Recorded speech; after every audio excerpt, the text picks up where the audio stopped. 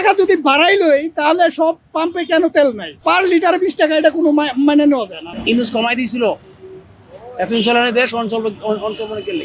আপনি খোলা বাজারে যান, খোলা বাজারে গেলে দেখবেন 250-300 টাকা করে লিটার বিক্রি হইতেছে। তারা তেল কোথায় পায়?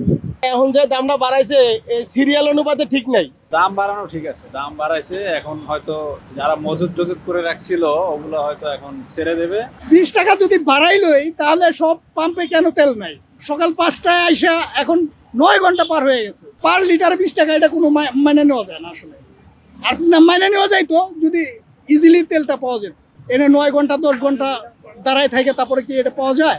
ইউনুস কমাই দিয়েছিল, এতদিন চলানো দেশ অঞ্চল অন্তর্মনে গেলে। খবর তো যাইতেছে যে অনেক মজুদ আছে, তারা আসতেছে, তোর বাড়বে কেন?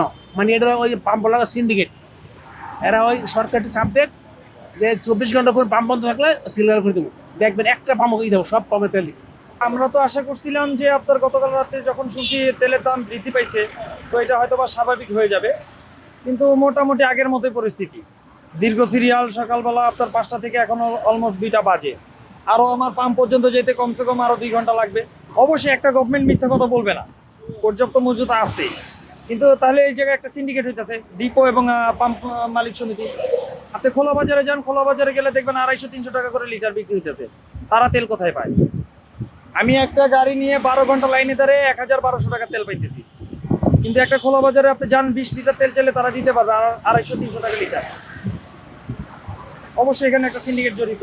তেলের দাম এত লম্বা সিরিয়ালে না দাঁড়াইয়া তেলের দাম মোটামুটি 200 টাকা বাড়াই দিয়ে প্রত্যেক পাম্পে তেল দিয়ে দিই। আমরা তো 8 ঘন্টা 10 ঘন্টা দাঁড়ানোর পক্ষে নাই। মানে এখন যে দামটা বাড়াইছে সিরিয়াল অনুপাতে ঠিক নাই। যদি সিরিয়াল না থাকতো তাহলে ঠিক আছে। দাম বাড়ানো ঠিক আছে, দাম বাড়াইছে, এখন হয়তো যারা মজুদ টজুদ করে রাখছিল ওগুলো হয়তো এখন ছেড়ে দেবে, আর পরিস্থিতি স্বাভাবিক হবে। দাম বাড়ানো আরো আগে বাড়ানো দরকার ছিল, তাহলে হয়তো এই ভোগান্তি মানুষের আর একটু কমতো। সকাল 9টার থেকে দাঁড়া আছে, এখন ওই সিরিয়ালেই দাঁড়া আছে, না খাওয়া না দাওয়া।